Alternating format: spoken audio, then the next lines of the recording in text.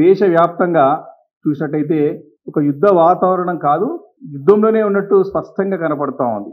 మీరు ఒక్కసారి చూసినట్టయితే పొద్దు నుండి సాయంత్రం ప్రతి ఒక్క పౌరుడు కూడా, దేశ పౌరుడు కూడా ఏం జరుగుతుంది అని ఎప్పటికప్పుడు కూడా కేంద్రం నుంచి వచ్చే సమాచారాన్ని చూస్తూ మరి ముందుకు పోతున్న సందర్భం ఇది.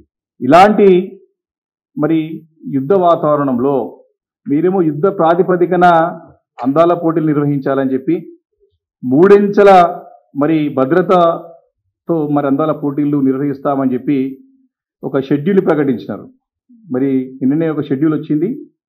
వారి యొక్క కార్యక్రమం అంతా కూడా ఒక షెడ్యూల్ ప్రకటించి షెడ్యూల్ ద్వారా మేము ముందుకు పోతామని చెప్పేసి మరి 10వ తారీఖు నుంచి కూడా గచ్చిబౌలి స్టేడియం నుంచి మరి స్టార్ట్ చేస్తామని చెప్పేసి మరి షెడ్యూల్ ప్రకటించడం జరిగింది.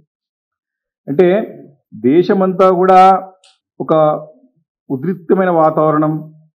సరే, న్యాచురల్గా జరగాల్సినటువంటి ఏమిటి ఆపడం అవసరం లేదు, ఎమర్జెన్సీ సర్వీసెస్ కానివ్వండి రొటీన్గా జరుగుతాయి. కానీ ఈ అందాల పోటీలు అనేటివి మాత్రం ఖచ్చితంగా మంచి వాతావరణంలో, ఒక ఆహ్లాదకరమైన వాతావరణంలో జరగాల్సినటువంటి అవసరం. కానీ ఈరోజు ఆందోళన మధ్యలో అందాల పోటీలు జరిగేదాన్ని మాత్రం ప్రజలందరూ కూడా ప్రశ్నిస్తూ ఉన్నారు. అందరూ కూడా వేలెత్తి చూపుతా ఉన్నారు. దేశమంతా కూడా మరి మన వైపు చూస్తూ ఉంది. కాబట్టి ఒక్కసారి దీని గురించి ఆలోచన చేసుకోవాలా. ఈరోజు చూస్తూ ఉన్నాం, దేశవ్యాప్తంగా సంఘీభావ ర్యాలీలు జరుగుతూ ఉన్నాయి.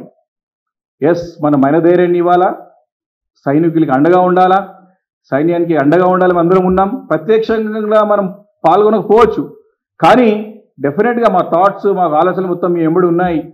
ఏ అవసరం ఉన్నా సరే మేము చేయడానికి సిద్ధంగా ఉన్నాం. ఎలాంటి అవసరం ఉన్నా సరే చేయడానికి దేశమంతా కూడా మీ ఎంబడి ఉంది చెప్పే అవసరం ఉంది.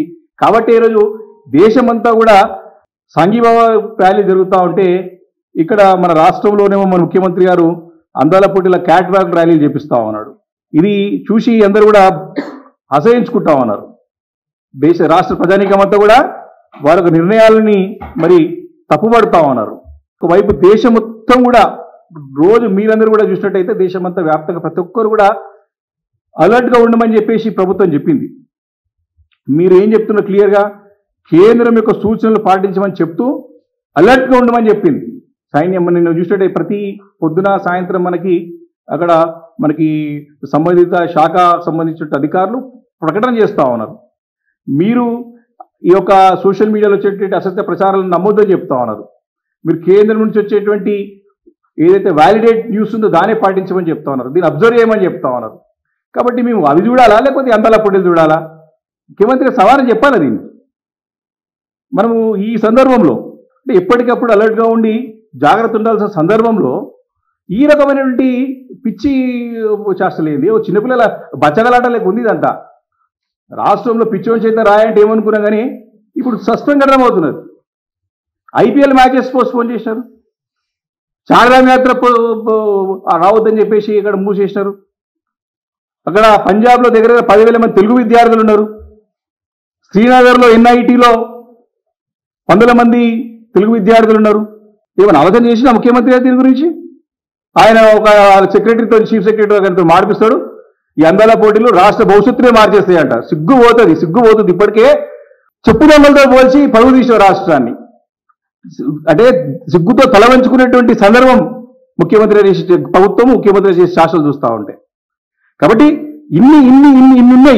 ఇన్ని జరుగుతూ ఉంటే కూడా అందాల పోటీలు అవసరమా? నీకు ఆలోచన చేయండి. మీరు ఎవరైతే రాజకీయాలు చేసే సందర్భం కాదు, అవసరం కాదు ఇది.